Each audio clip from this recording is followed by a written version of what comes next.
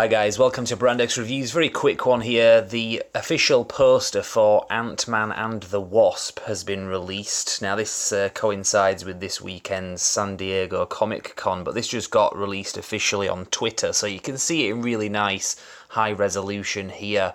Now, in context, this film is actually going to be released in about a year's time. And with regards to how it fits in with the upcoming Marvel Cinematic Universe movies, we have 3 films to get out of the way between now and then. November this year, we have Thor Ragnarok, then about 3 months later, so that will be in February 2018, we have the Black Panther movie. There's a trailer out for that as well, an official one. Then it's the big one, 3 months after that. In late April, early May, depending which country you're in, we get Avengers Infinity War. And then after that, the next film is this one, Ant-Man and the Wasp. So it's going to be interesting to see how this film ties in with the post-Infinity War world, really, because from the looks of that trailer, there's going to be a lot of, let's just say, collateral damage.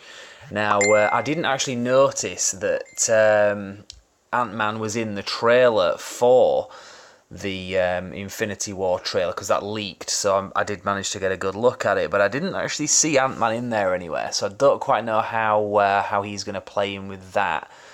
Presumably he's going to survive the thing if he's in a film that's afterwards, and from what I understand, it's not like a prequel or anything, so it's set when it's released, basically. So that would be after Infinity War, so I'm not quite sure how that's going to work. He is cast as being in Infinity War, so interesting to know how that's going to work. Now, in my last video I mentioned, I'm sure you're already aware, they've announced that Michelle Pfeiffer is going to be playing Janet Van Dyne. That will be Hope Van Dyne's mum. Hope is the Wasp character, the female character that you can see on here. Obviously, she was in the first film played by Evangeline Lilly. I thought she was a really great character as well. I thought she was a really strong female character that could become a sort of superhero character without being too traditional and stereotypical, as a lot of female superhero characters can be.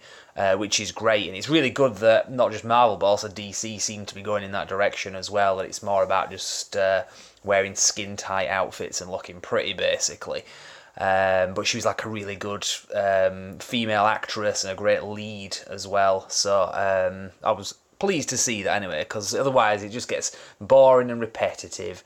So I'm looking forward to seeing her as the Wasp, and also Michelle Pfeiffer, another great actress, as the Janet Van Dyne character. She would be the first wife of the original Ant-Man, which is obviously Kirk Douglas, Hank Pym. So she was mentioned in the first Ant-Man film. So we'll see how that plays out. Also announced Lawrence Fishburne is going to be in this film as well. So we'll see how it all goes together. But you can see from the poster here as well, you've got Michael Pena as well. He's another great actor. I thought his character, I don't want to sound like an SJW or anything like that, but I thought his character was a bit kind of offensively stereotypical for his kind of sort of Mexican character that he had. He was a bit kind of silly and dumbed down in the first Ant-Man film. But having said that, he was legitimately funny, and Michael Pena is a very good actor. He's got a lot of range as well, and I've liked him in everything I've seen, so I'm glad that he's back in this as well. Now, one last thing I'll say as well.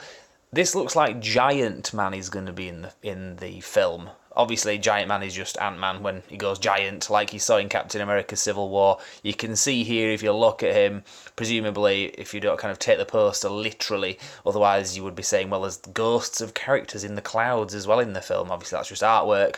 But from what you're looking at here on the ground, there's a load of soldiers, and they are pointing up at Giant Man. So that, to me, means that he's going to be doing that in the film as well. So, bit of a quick analysis there of Ant-Man and the Wasp, out this time next year, pretty much early July 2018.